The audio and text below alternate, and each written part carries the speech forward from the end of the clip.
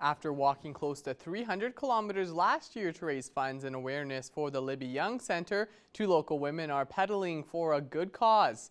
This year, the pair will cycle 600 kilometers from Calgary to Lloydminster. They're starting the ride on September 26th and expect to arrive back here in Lloydminster on the 29th at Bud Miller Park. The public is invited out to the park to greet the girls and complete the final laps to close out the event. A barbecue with music and games will follow. They're hoping to build off of the success of last year's inaugural fundraiser. The community support was excellent. We had a lot of sponsors and community donations, so it was really heartwarming to see the support and the community rallying behind us for such a good cause. Along the way, just to note, it was really inspiring. We met with some individuals that pulled over on the highway that wanted to talk to us, and they shared some stories about their family members or friends that were going through mental health struggles.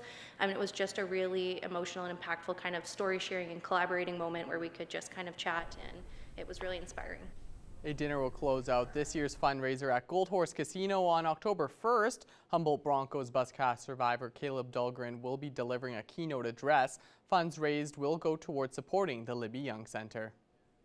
This year we've chosen our initiatives going towards our day program. It is one of our more underfunded programs. So again, just giving us a chance to have more resources, pull in more presentations for them, be able to get out in the community and do some more things for them as well too.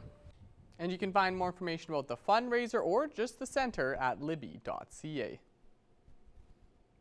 Lloydminster City Council has decided to maintain a contract with the ATCO Electric franchise and the ATCO Gas franchise in 2023. The current franchise agreement with ATCO has been in place since May of 2018, so for council members, keeping an agreement with ATCO made sense. The franchise fee is something that ATCO collects and then passes on to consumers. And given the cost of electricity and gas, I don't think it would be appropriate, nor would the public really be able to stomach an increase in those utility fees.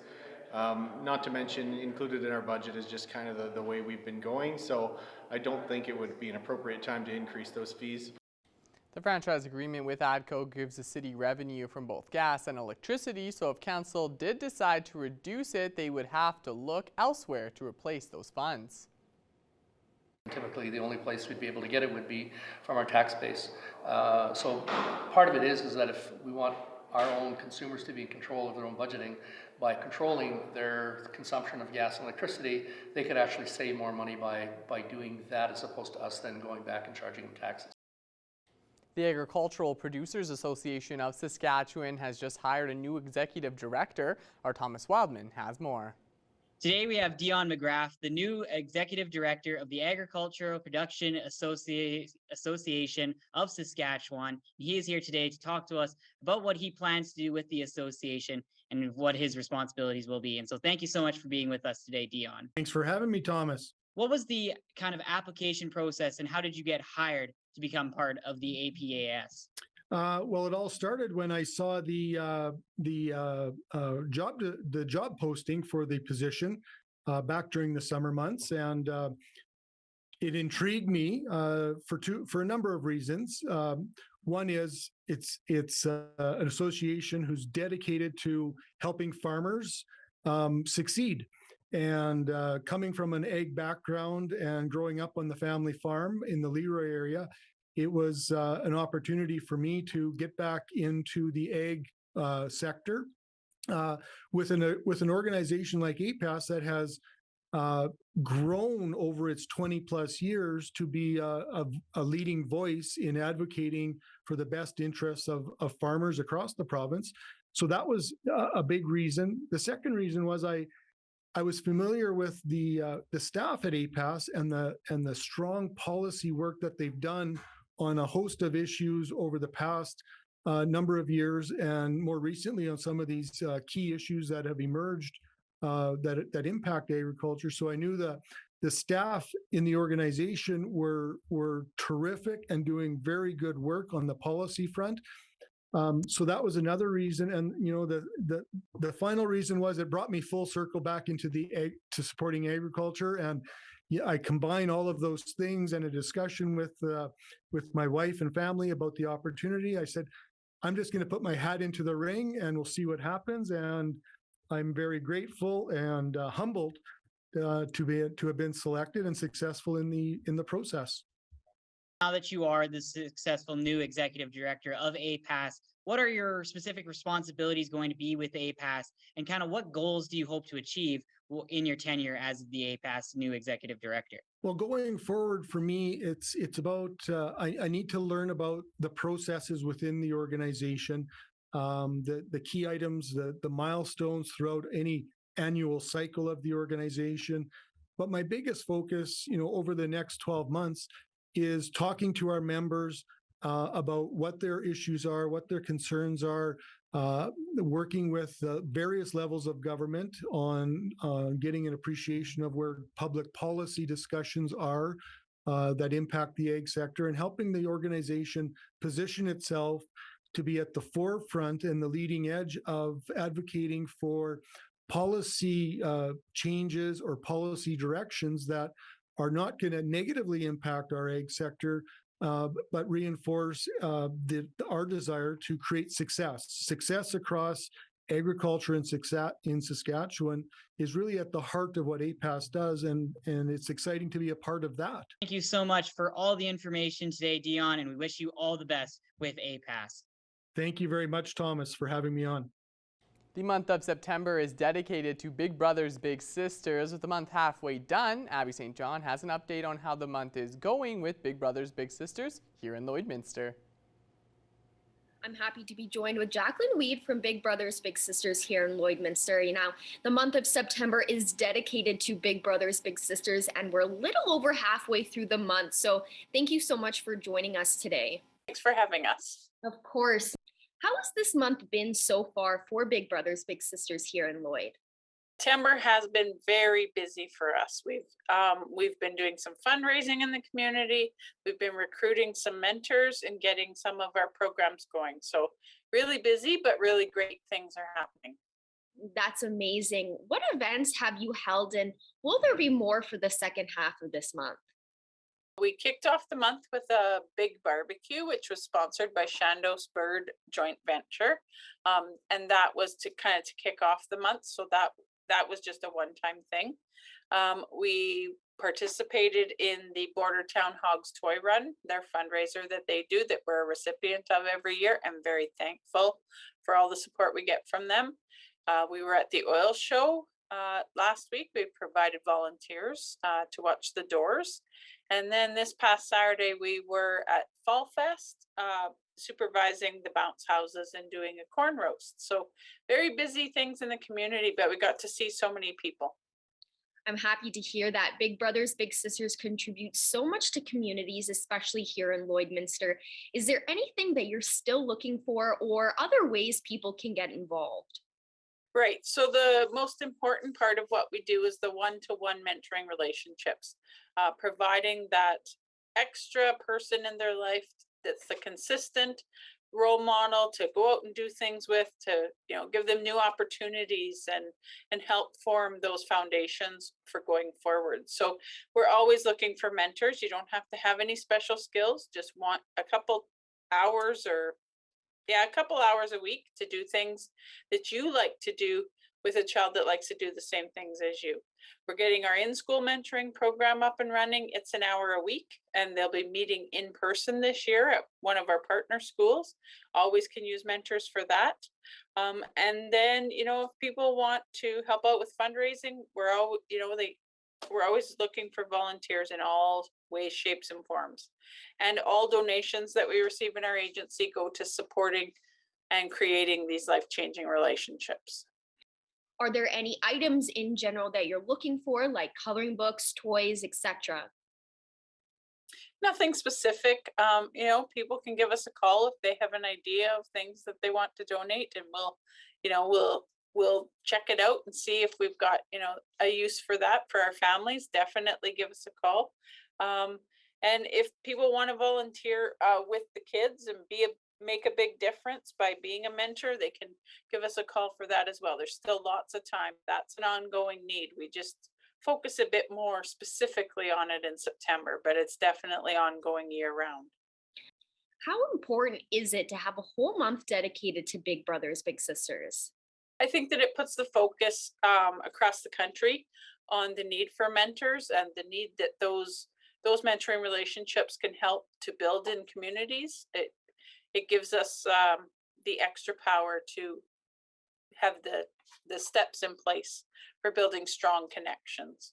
That's amazing to hear. And again, if any youth or really anybody wants to get out and mentor or be involved with Big Brothers Big Sisters in some capacity, how can they do so? There's a couple ways they can connect with us on our website.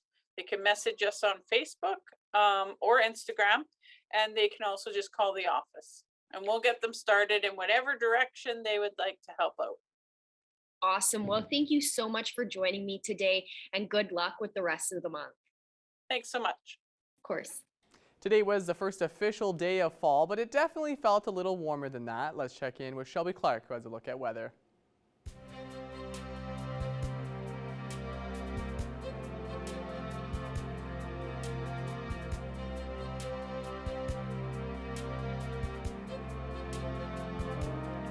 Thank you so much, Mr. Jace Mackey. Yes, it is officially the first day, and yeah, we are seeing a beautiful day here in the border city, just sitting at that 20-degree mark and seeing a lot more sun peeking behind those clouds. So if you stepped outside, it definitely felt a lot warmer than what we have been experiencing this week. It's good to say that, you know, it's starting off the fall season with this nice warm day, because we were seeing some gloomier ones earlier on. So hopefully this gives some hope that we'll be seeing beautiful days like this for the rest of the fall season. But, you know, stay positive. We shall see.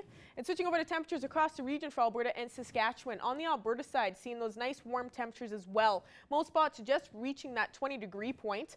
21 in Vegreville and over in Edmonton, so they're seeing slightly warmer compared to the rest. Most of the other spots are slightly underneath us, just at that 18-19 mark over on our Alberta side, so still looking quite warm.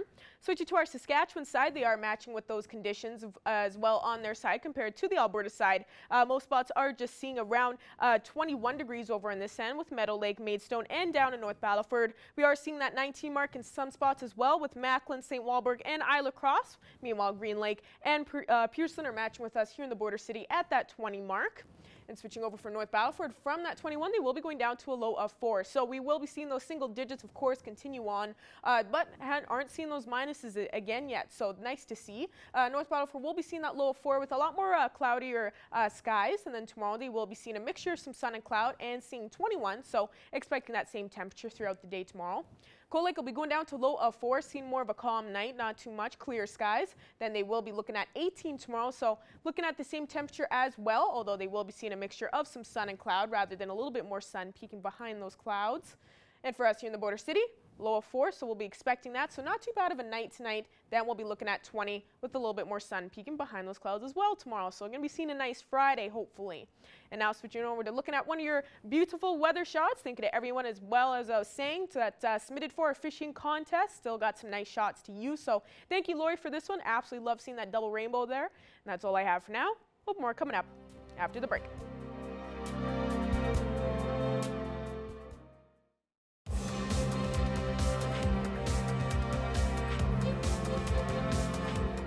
The Lakeland Wrestlers soccer teams are gearing up for another weekend of soccer as their season continues. The women's club are currently sitting third in the ACAC's North Conference with a 2-1-1 record, while the men's are sitting at second with a 3 wins and 1 tie. Both teams will play this Saturday on the road against the Nate Ooks before coming back home on Sunday to take on the Concordia Thunder. Kickoff times for Sunday's games will be 2 p.m. for the women, followed by the men at 4. And now it's time for us to check in once again with Shelby Clark, who has an extended look at your evening weather forecast.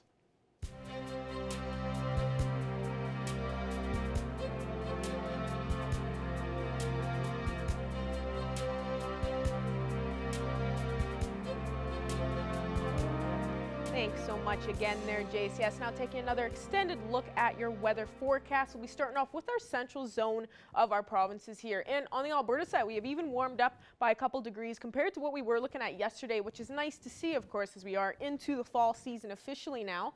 18 degrees for Athabasca and down in Red Deer, while we're seeing 21 over in Rocky Mountain House, 22 for Edmonton and Edson, Whitecourt, and Jasper. Seeing the warmest conditions there with that 23-24, and Cold Lake is slightly matching with us here in the border city, just reaching 20. 20.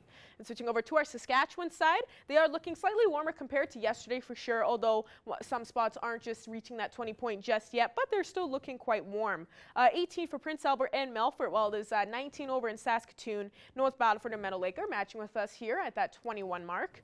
Switching over to our northern zone, they have warmed up quite a bit as well compared to what we have been seeing throughout the week, especially on our Saskatchewan side. They were looking cooled down for sure for the first few days. Wollaston Lake has just reached that 20 degrees, while most spots are just sitting at 18, 19.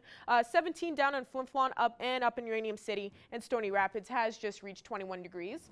Switching back over to our Alberta side here for our northern zone, they are matching with us in our central area on our Alberta side as well, with most spots now just seeing that 23 and 24 degree mark. 22 over in high level, while there's 21 here in Fort Chipewyan there, and Slave Lake has just reached 20, so definitely looking a lot warmer as well over in our northern area. And switching now over to our southern zone, they are looking the most cooled down compared to the rest. So they are looking cooler compared to the rest there, kind of surprisingly, especially for Medicine Hat and Lethbridge, just at 10 and 11. So definitely quite a drop over in our southern area. 16 up in Calgary, while there's 19 up in Coronation. Banff is the warmest, as you can see, compared to the rest. And going over to our Saskatchewan side as well, they are also continuing the kind of that cool streak they have been seeing. Swift Current is even seeing that single digit just at that 9 mark. Most are just seeing around 14, 15 degrees. Estevan is seeing the warmest just at that 17 mark, and Moose Jaw is just hitting 10. So definitely looking a lot cooled down more in our southern area compared to the rest than we have been seeing.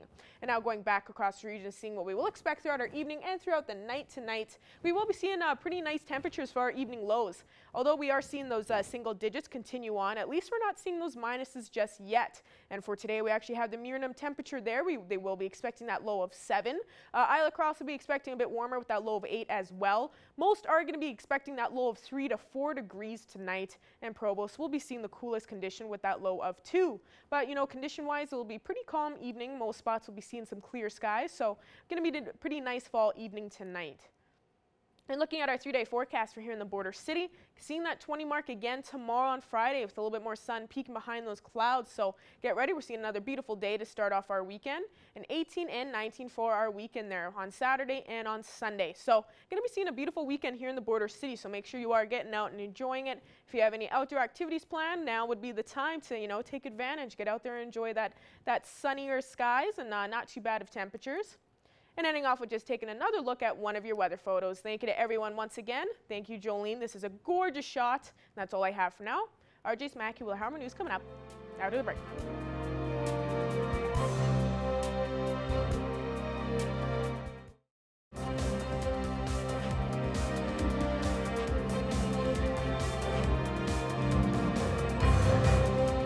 Well, there is a great event planned for Lloydminster this Saturday. It's something that everybody should check out. It is the Harvest Collective, and they're having their fall event. Terry is joining me today. Terry, thanks so much for speaking with us. Hi, thanks for having me again. Well, let's talk about this event. The weather is perfect for something like this. It just feels, you know, that fall feeling is in the air. So what do you guys have planned with the Harvest Collective event for Saturday? So it's happening Saturday from 10 till 4. We've got 37 artists, makers, bakers. There's a bar with mimosas and Caesars. And it's just a good opportunity to come out and see some local talent and some prairie-based talent from the surrounding communities, and just support local and have a good time. So how does it work? Is there a charge to get in, and is there like a certain time that it starts, and is it an all-day event, or can you give me some of the basics? Definitely.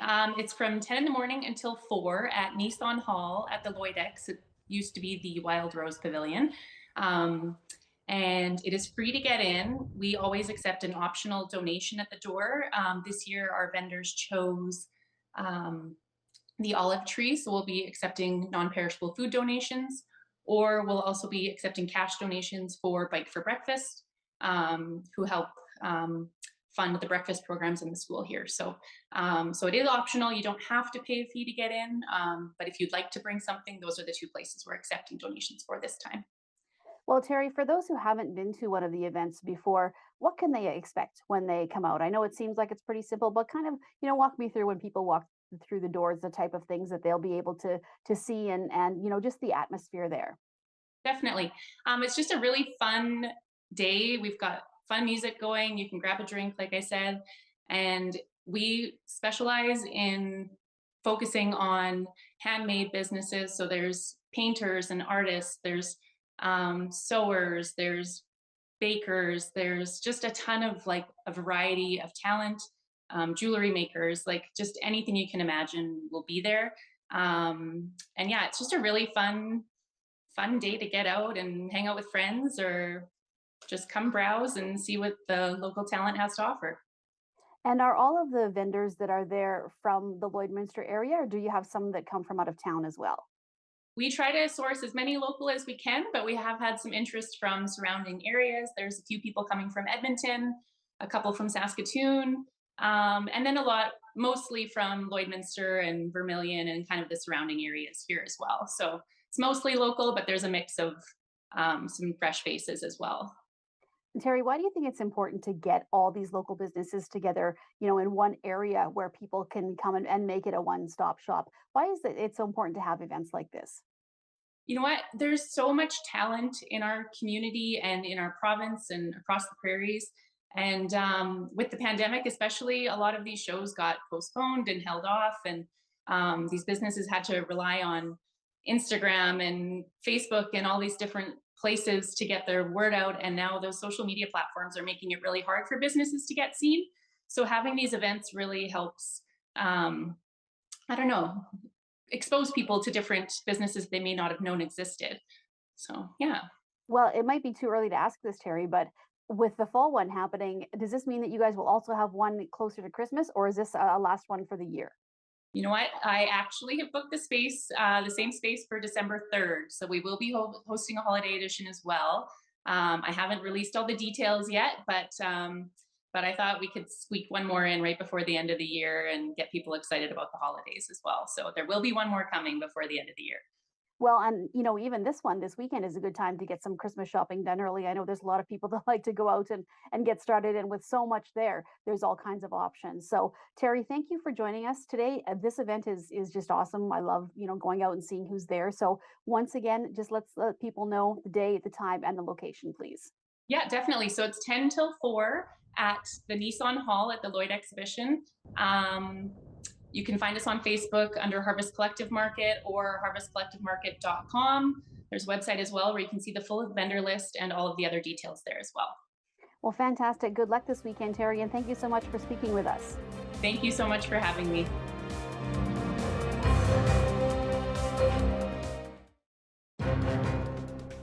Furniture set and design supplied by Furniture Gallery and Furniture House, downtown Lloydminster. Joining us today for Primetime Local News is ABC Life Literacy Canada Executive Director Allison Howard. Thank you so much for taking the time to speak with us today, Allison. Thank you. Thank you for having me. Of course, always really happy to be able to speak with you, because this is definitely an important topic for, every Canadian out there. It affects everyone, and it's good to help spread the word on your organization. Now, can you kind of explain what ABC Life Literacy Canada is, just for people that may not be aware? Absolutely. So ABC Life Literacy Canada is a national nonprofit organization, and we develop and distribute introductory learning materials for adults at no cost. So we do that in a variety of ways. We do it in person, in workshops, and lots of materials available for free online from our websites. Oh, that's really beautiful to hear, especially for people out there that are in need of that. It's nice to know that there's a nonprofit out there that does this. And I know it's Skills for Success Day. Can you kind of explain what day that is? Yes, it's a special day that we hold every year in September. And it raises awareness about the key skills that everyone needs to succeed in learning, life, and work. And these are modeled after the Skills for Success suite of skills as identified by the Government of Canada. So these include things like reading, writing, numeracy, digital skills, problem solving, adaptability, innovation, lots of things like that. These are really the foundation for learning for all other skills. So they help people evolve in their jobs and in their life. And because, as we know, there's everything is constantly changing, right? So there's always new skills. There's always things that we need to learn throughout our lives. So this day is one that we've put forward to help bring awareness to the importance of these skills and to raise awareness that there are lots of tools and resources out there available for free. They're there for the taking. And there are some statistics for adult Canadians and kids out there that need help improving their literacy skills. So, can you kind of expand on this? Right. So there are a number of different studies that are done regularly, in particular international ones that we look at, compare ourselves to how others are doing around the world. So we know from these kinds of research pieces that 48% of adult Canadians have literacy skills that fall below a high school level. So this is obviously going to negatively affect their ability to function at work, to get and keep a job, and to be promoted, and also in their community lives and in their family lives. There's lots of implications for this that we want to help address. Now, for some of the resources and materials for this year that you are offering Canadians out there, has anything changed, especially since amidst the pandemic, just after with back to school learning right now, with kind of the pandemic slightly changing it more back to normal?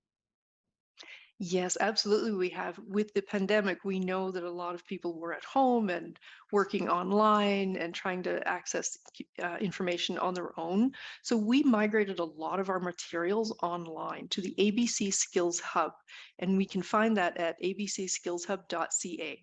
So you'll find there's over 30 pieces there right now in English and French that everyone can access at any time. It's asynchronous learning, it's at home, so you've got the privacy of being at home, lots of privacy, safety protocols built in, and there are so many different aspects of it that you can access on your own time. It's all for free. Lots of courses such as teamwork, time management, how to spot email, ways to save, helping you plan your finances, guides to voting. So these are things that can help you with work, with your family, helping children with homework, and also in community life and in civic engagement. Well, it definitely sounds like that people that look into your resources and everything with ABC Life Literacy Canada are definitely going to benefit from this. Now, for looking online and just finding more information for Literacy Canada, where can people look and just be able to just look more into this to find some more resources? Right. Well, our main site is abclifeliteracy.ca. And then the Skills Hub itself, this online resource I've just mentioned, is abcskillshub.ca.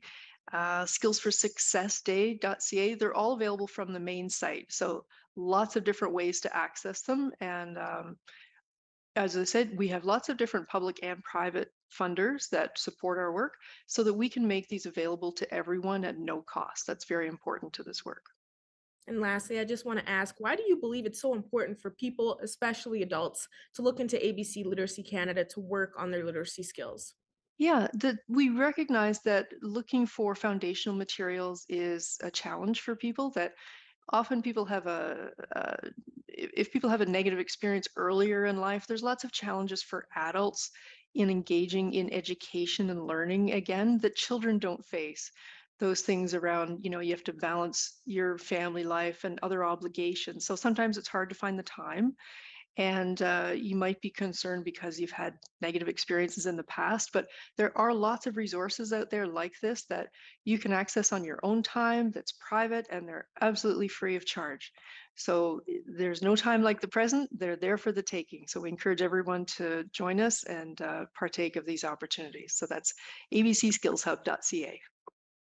Perfect. Once again, thank you so much for joining us today, Allison. My pleasure. Thank you. Ending off with taking a quick look at your 7-day forecast. Get ready for a beautiful day tomorrow, just like we saw today with that 20 throughout the day. We will be seeing a little bit more sun peeking behind those clouds, so make sure to take advantage and get out there and enjoy it, because we also will be seeing that warm pattern continue on into the weekend with that 18, 19 Saturday and Sunday with a mixture of some sun and clouds. So some beautiful fall days coming up ahead. Then hitting off next week, look at those nice temperatures. We're picking it back up to 20 to start off the week on Monday, and even reaching that 24 next Tuesday. So let's hope it stays like that. We've got some beautiful days ahead next week, so make sure we are going to be spending some time outside instead of indoors. Then we will be seeing 23 next Wednesday with a lot more of a sunnier day, and seeing 21 next Thursday. Amazing. Thank you so much for that wonderful weather forecast. Looking forward to those nice conditions. That's all the time we have for First Hour of Primetime Local News. Thanks for joining us.